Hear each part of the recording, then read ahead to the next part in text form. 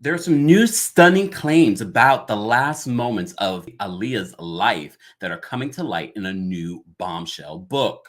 Welcome to the Kempire Daily YouTube channel, where you get daily and consistent hot topics in music, entertainment, reality TV, and so much more. As always, don't forget to like this video, subscribe to the channel, and hit that notification bell so you never miss out on breaking news when we go live or when we upload. So as you know, on August 25th of this month will mark 20 years since the late singer and dancer and actress Aaliyah passed away in a terrible plane crash. Well, now new developments and stories are coming out in a new book called Baby Girl, Better Known as Aaliyah. So, according to a witness, they're saying that Aaliyah was given a sleeping pill and carried on the plane unconscious.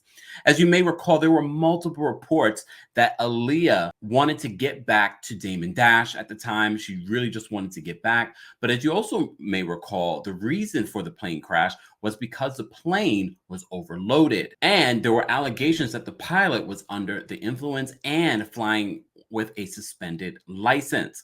But let me get into the details of what this book is saying. So the book, as I mentioned to you before, is called Baby Girl, Better Known as Aaliyah, by music journalist Kathy Landoli. They're saying that Kingsley Russell, who was with Aaliyah just before the flight, this is what Kingsley Russell says. He says they took her out of the van. She didn't even know she was getting boarded on a plane.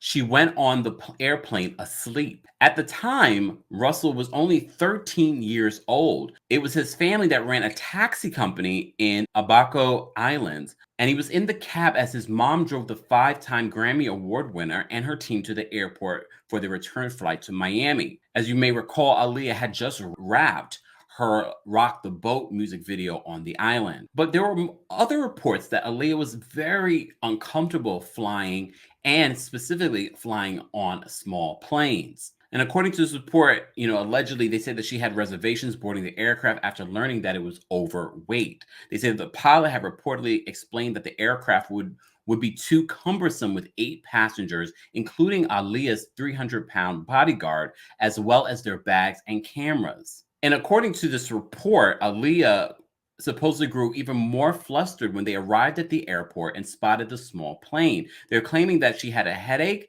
The Brooklyn native fell asleep in the cab while her team sorted out the mess. And this is according to Russell's testimony. So they're saying that a little while later that they returned and Aaliyah reiterated her concerns about flying on this plane.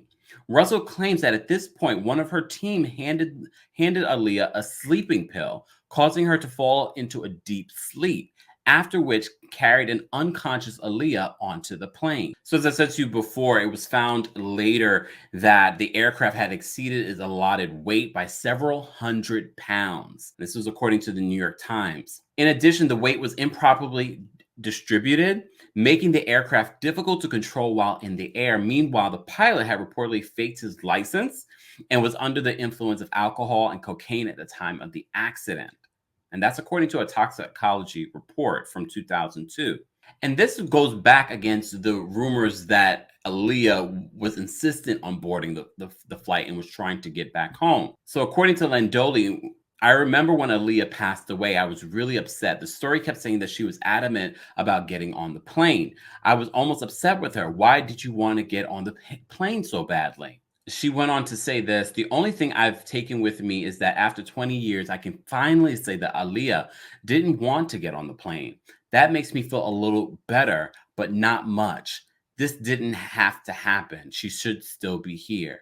And I think that's the saddest part about it. After 20 years, I didn't think that we would be getting new revelations about the sad passing of Aaliyah, especially something like this, that she did not know that she was even getting on this plane at the time. Would this have changed things? Not sure. It's still a very, very sad situation. And Aaliyah's death is mourned every single year on her birthday or on the anniversary of her death.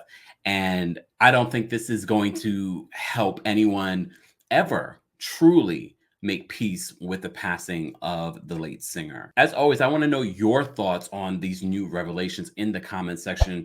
Be sure to like this video, subscribe to the channel, and hit that notification bell so you never miss out on breaking news when we go live or when we upload. Thanks for watching.